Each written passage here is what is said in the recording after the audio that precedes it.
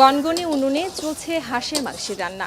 কয়েক ধাপে তাতে মেশানো বিশেষ মশলার মিশেলে যা হয়ে উঠছে কালো বর্ণের লোভনীয় স্বাদের হাঁসের কালাভুনা। এভাবেই ক্রেতাদের আতিথেয়তায় সকাল থেকে দুপুর পর্যন্ত হাঁসের মাংস রান্না ও বিক্রি ঘিরে জমে ওঠে রাজশাহীর মরমরিয়া বাজারের দোকানগুলোর বেচাকেনা। শুরুতে দুই একটি দোকান থাকলেও ক্রেতাদের চাহিদায় বড় হয়েছে এখানকার ব্যবসায়িক পরিধি, বেড়েছে দোকানের সংখ্যা।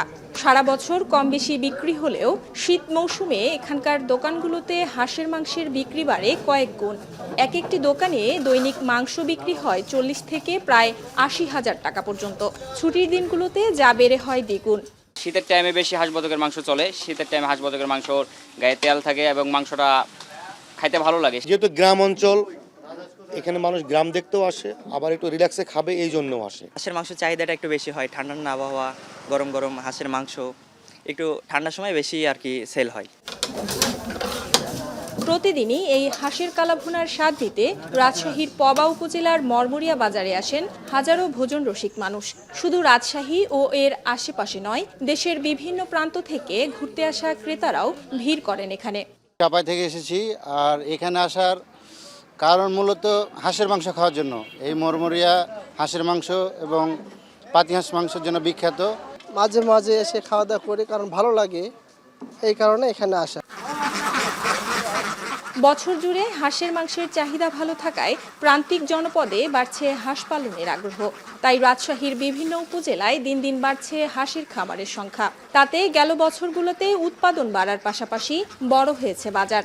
মোহনপুরের বিল এলাকায় হাঁস পালনে তাই গড়ে উঠেছে ছোট বড় প্রায় 60টিরও বেশি খামার। এখন হাঁসের দামটা বেশি হয়েছে, আগে ছিল 300, এখন হচ্ছে 500-600। মাংসের জন্য যেগুলো পাড়া হাঁস, সেই হাঁসগুলো আমরা অবশ্য মূলত বিক্রি করে দিচ্ছি, আর যেগুলো আমাদের মাদি হাঁস আছে সেগুলোতে ডিম পাড়ার জন্য আমরা রাখছি। ডিম থেকে বাচ্চা ফুটাচ্ছি এবং বাচ্চার চাহিদা এখানে ব্যাপক। আমি বাচ্চা চাহিদা অনুযায়ী দিতেই পাচ্ছি না। প্রাণী সম্পদ কর্মকর্তারা বলছেন, দিন দিন জলাশয় কমে যাওয়ায় কমেছে হাঁসের প্রাকৃতিক খাদ্য ভাণ্ডার। তবে আধুনিক পদ্ধতিতে উন্নত জাতের হাঁস পালনে প্রান্তিক খামারিদের প্রণোদনা ও প্রশিক্ষণ সহায়তার আশ্বাস তাদের।